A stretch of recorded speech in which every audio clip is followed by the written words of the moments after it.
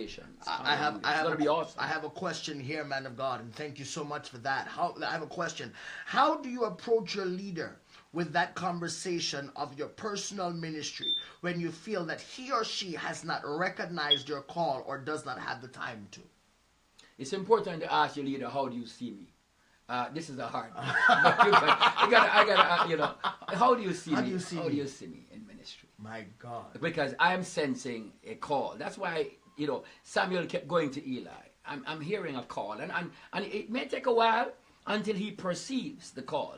Because God doesn't want him in the dark or she in the dark. So God is going to reveal to them that you really, you have a call. But if there is the disconnect, then you may wonder that this is maybe not a genuine relationship of mother-son or mother-daughter, father-son. That somehow that there is no connection.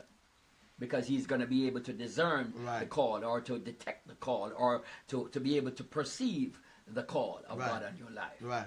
Even after you have said, I'm hearing a call, I'm sensing a passionate longing to serve in this area. And so the next thing that a father or mother will do is provide ways and means whereby that can be realized. So in whatever area you're called to go into international evangelism, then you know what, and that's incidentally what we have. Like tonight we have Christian worker and evangelism. And there are some people that I saw and I said, you are an evangelist. I don't know if you saw that yet. And I said, your tuition is paid. You need you to join. Do you see that? Yeah, I just sent it, but I didn't know. So you know what? And so I paid the tuition for you to start classes. And I'll tell the teacher to allow you. Because as a father, I have to look, and I have to look at the people around that God has connected and to say, where are they going? Some of them are on probation because they have not the real serious character. There are character deficiencies. So you can't necessarily tell them that, this is what I'm seeing in you. Because there's somebody stroking them who is willing now to prematurely push them when they are not yet developed in terms of they're still a child. Thinking like a child, understanding like a child, talking like a child. And they haven't put away childish things. So it's still not time yet. Not time yet. So you may tell them that what you see, but at the same time, we say, but here's what you do to further prepare yourself for that. Because there's always a process. Yes, there's always a process. And you can't as the same way as Samuel came in and anointed David as king. David didn't automatically assume his position as king. There was a process that he had to go through. He had to go through, and he first had to endure the mentorship and the teaching of his biological father. Exactly. And then he had to leave from that and go under Saul. All right. Now you tapped into the thing now. Because what it is even though this is where the fatherhood comes in with the sonship. So even though he's coming out of a dysfunctional home, he is anointed, but he's not yet appointed. My God. And so what is more important? Of course the anointing is more important. Because you have a lot of people who are appointed who are not anointed. Right. But you have people who are anointed who are not yet appointed. Until you are appointed, 15 years he's wandering. Then before long, he's serving in Hebron for 7 years before he will be brought into Israel to serve the entire nation as the king over all 12 tribes. Meaning that time whereby he is anointed, nobody should be out here pushing him to be a king when we already have somebody. Saul is on the throne. Saul is on the throne. You will one day inherit that throne, and you will capture more territory for Israel than this present leader has. But until then, you serve I know you're qualified to be, a man of battle, a man of valiant victories and triumphant. But right now you're just called to play the harp. You go in and just play the harp. And if this madman is throwing javelins at you, don't allow others to tell you to walk out of the palace because he's throwing javelins at you. Because the bottom line is you walk out of the palace prematurely and you will never return to serve here as a king. Because there are some things which comes with the process. That you must learn as a courtier within the courts of serving the present leader, that you're going to need to build your character to lead. My God. You won't be able to lead effectively until you have served, and it's going to be in good season, in season and out of season. And all you do is play the harp but dodge the javelin. So you watch and play. My God. And don't go telling others, I got a crazy leader. He's preaching against me. Because then you start now creating dissension in that. You disqualify yourself from returning here. Mighty God. Mighty God. Mighty God. So it's vitally important that you follow through the process. Yes. You can't shortcut the process. You can't. Because when it's time for you to rise up on the throne, in the time, Israel will come to make you king. That's it. Your ministry will come to get you. It will come to get you. And you'd have been prepared to sit upon that throne. That's it. But you can't go out and get ministry that hasn't been prepared for you. Right. Galatians 4:4 says, in the fullness of time. In the fullness of time. And so there has to be that both things are working. That while God's working on you, He's working on your ministry. And when you're prepared to complement it, because you've followed through the process of development, that's the only time it's going to happen. I love that, Minister Mark. # watch and play. # watch and play. It is very important that we understand that many of us are in the ministry and we're gifted and we're called and we're handpicked by God. And you said it earlier. Don't move prematurely. There are many people who our fathers have, whether it may be publicly or privately. And the truth of the matter is, oftentimes a true father will find you privately and rebuke you. But sometimes it takes a public rebuke. Yes, because sometimes you rebuke one before all.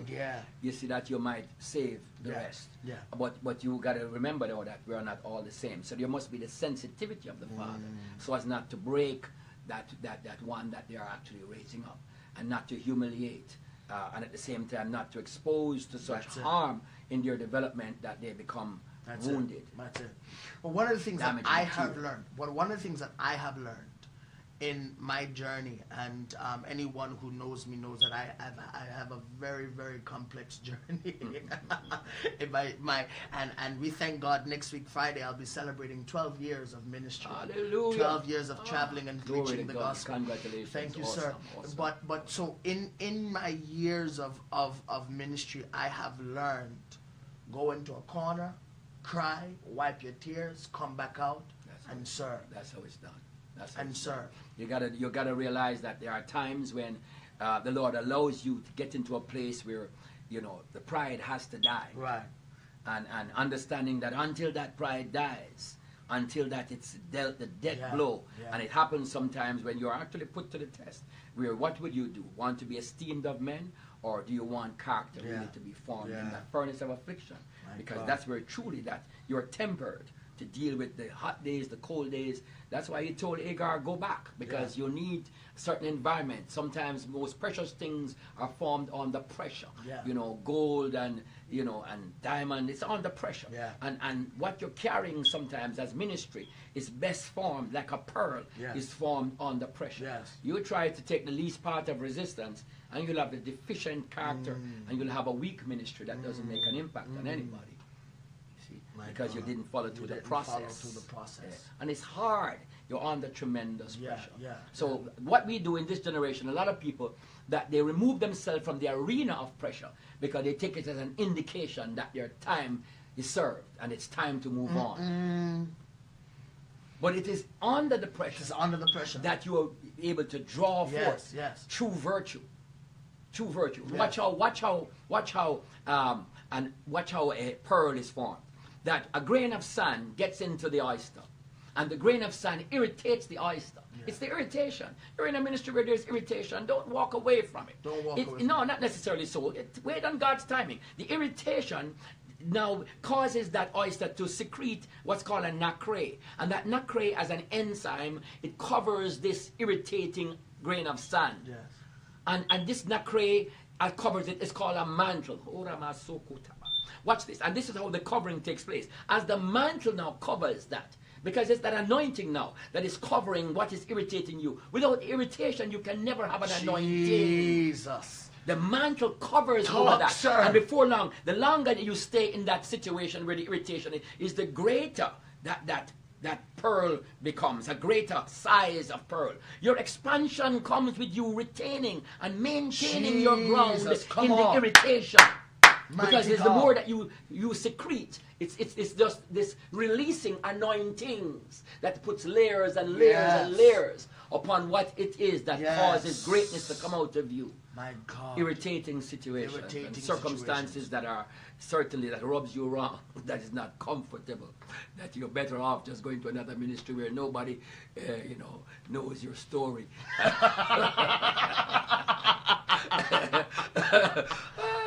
And where they speak well of you. Yeah, but to stay in that one that really brings discomfort to you, listen, that is where true character is from.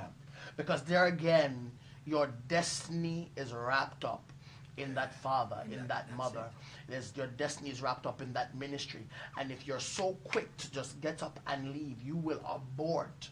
You will abort that which you're carrying. And if it's like a relationship. Can you imagine? Can you imagine you have spent so long with an individual and you've spent time to get to learn the individual. The individual get to learn you. And then all of a sudden you decide, well, okay, this is fine. I'm not liking the way it's going, so I'm just going to get up and leave. And so now you get up and you walk away and you have to go start all over again. You can't drop off where you left. You can't pick up where you dropped off just a while ago. But you have to go now start all over again. There's no succession. There's no succession. And without succession, the success is limited. Because you've cut off the DNA. My God. You've cut off the DNA. It said, if the foundation be destroyed, what can the righteous do? Don't forget who birthed you. Don't forget who released you. Don't forget who brought you into this sphere of ministry. Yeah. Who brought the development and who gave you the opportunity. Yeah. Nobody's going to come into greatness that was not inspired or influenced by somebody else. That's it. We have many instructors, but not many fathers. So you may have several fathers. But how you relate to those fathers or mothers will determine the blessing that is upon you and your ministry. And this is the next piece that must be taught.